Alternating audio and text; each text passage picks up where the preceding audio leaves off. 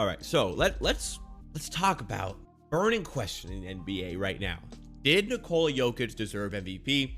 Lots of people have had their say on who should have been MVP. Should have been Embiid, should have been Giannis, but should it have been Nikola Jokic? That's what I want to break down right now.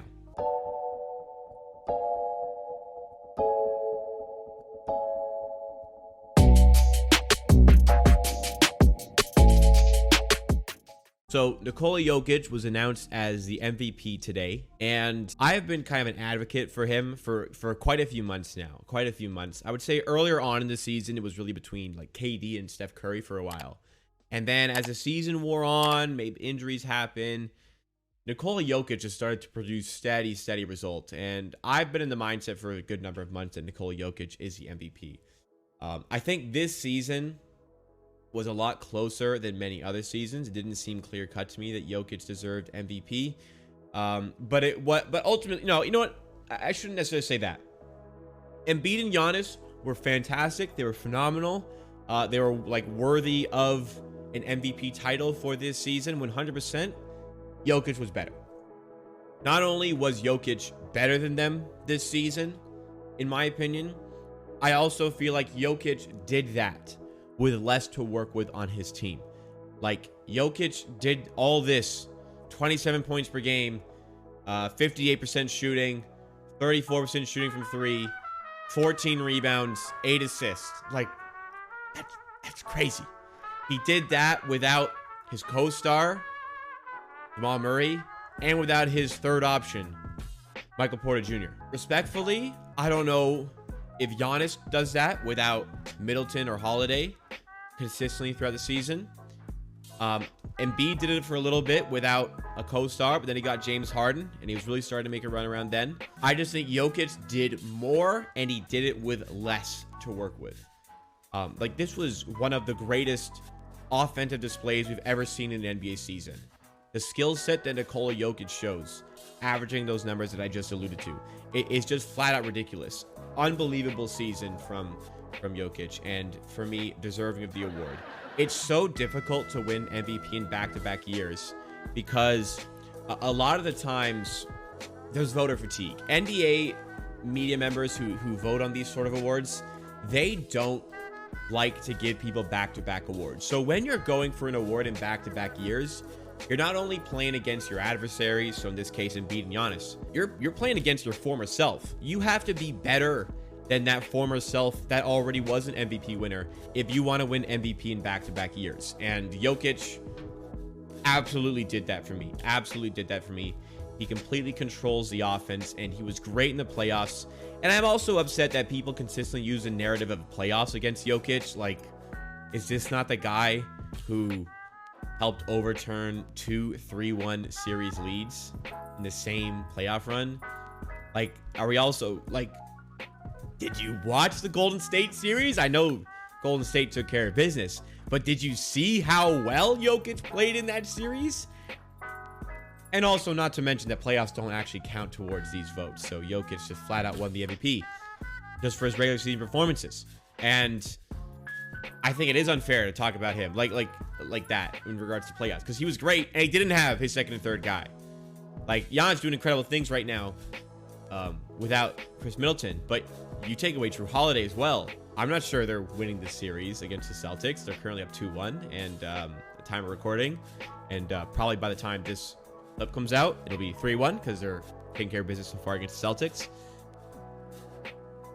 Like, Giannis did incredible things this season. Embiid did incredible things, but you have to be picky when it comes to MVP voting, and Nikola Jokic for me was the best. Now, another bone I have to pick with a lot of people online talking about the awards who think Embiid should have won, who think Giannis should have won. They're saying that as it comes to the eye test, Nikola Jokic is not the MVP. It should be Embiid or Giannis. But as it comes to analytics and deeper stats, then it comes to Nikola Jokic. Like, that is literally snitching on yourself. You are literally snitching on yourself if you say that. Because you're talking about eye test. If you bring up eye test with Nikola Jokic and you use that as a slight against him, you just revealed the truth that you don't fucking watch Nikola Jokic play basketball. Because the eye test, more than anything, is the reason why Jokic should get this award. Like, because not only is Jokic producing all of these phenomenal stats, 100%, he runs his team. Like, he is the architect behind everything that was successful, essentially, for the Denver Nuggets this season. Like, his second option was Aaron Gordon, for crying out loud. He is the architect of that team. He does it as a center. It is ridiculous to see a 41st overall pick winning back-to-back MVPs. Listen, if you think Embiid was better, if you think Giannis was better, look, I completely understand that narrative 100%. I'm in the mindset that it should be Jokic, and it was Jokic. If I had to vote, I would have voted for Jokic. But please, oh my goodness, we are not out here using the eye test as a slight against Nikola Jokic this season. Eye test is important, 100%. I don't think there's one stat that trumps like that trumps any others. Maybe like there's one that I find more important. I would say if I had to pick one specific stat, one specific way of looking and grading a player, it would be eye test, watching a player play. You can't judge a player based off stats. You can't judge a player based off analytics. Easier to judge a player when you're actually watching him play. But you need to take all of these things together.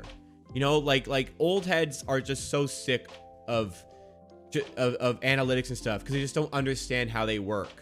Like, it's literally just boomer energy when you complain about analytics. Oh, I've never seen a spreadsheet win a game of basketball or anything like that. Like, it's part of the game, and it's an essential part of the game, and it's the reason, one of the key reasons why the game has evolved into what it is in terms of, you know, the outside shooting becoming a lot more prominent. Because teams who shoot the three ball more, proven stat, teams who shoot the three ball more win more games, which is why more teams do it at this particular point in the trajectory, the history of the NBA.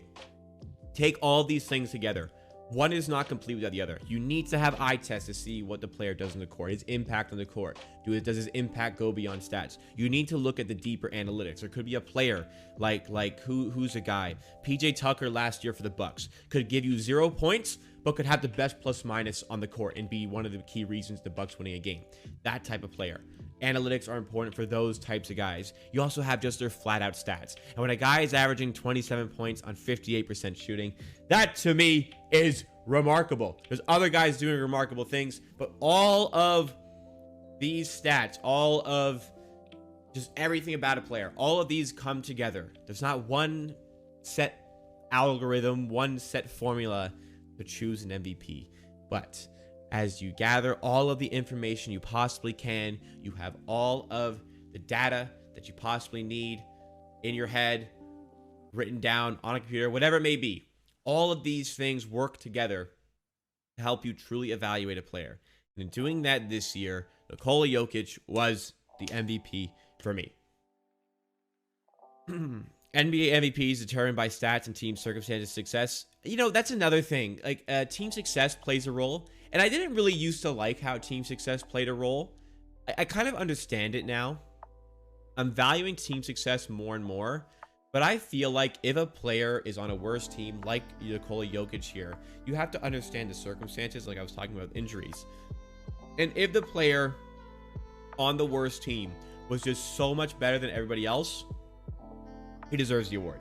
Russell Westbrook, when he won, I think it was 2016, he won the MVP, averaged a triple-double, was on a 6th seed, but like that was a sorry-ass OKC team that he dragged to the 6th seed. Deserving of MVP that year, in my opinion. This is kind of a similar situation. This really does feel like the 2016 MVP voting. So 2016 was Russ first, Harden second. Harden on the better team, but maybe didn't have quite the impact that Russell Westbrook did. And I think maybe we could talk about Joel Embiid and Giannis in that category. Better team, but did they have as much of an impact on their team as Nikola Jokic? Probably not. So that's just how I feel about it. That's my take on the MVP discussion. I think it's very, very nitpicky. Like there's so many little things that can go into this discussion that can lean yourself one way or another, and I completely understand that. I'm not gonna deny that in any way whatsoever. But for me, the voters got it right. I'm interested to see when the voting comes out how close it was. I feel like it's not going to be that close. Honestly, I feel like it's just not going to be that close. I don't think it's going to be an absolute blowout like the Coach of the Year voting was, which we'll get to, but I just don't think it will be that close, honestly.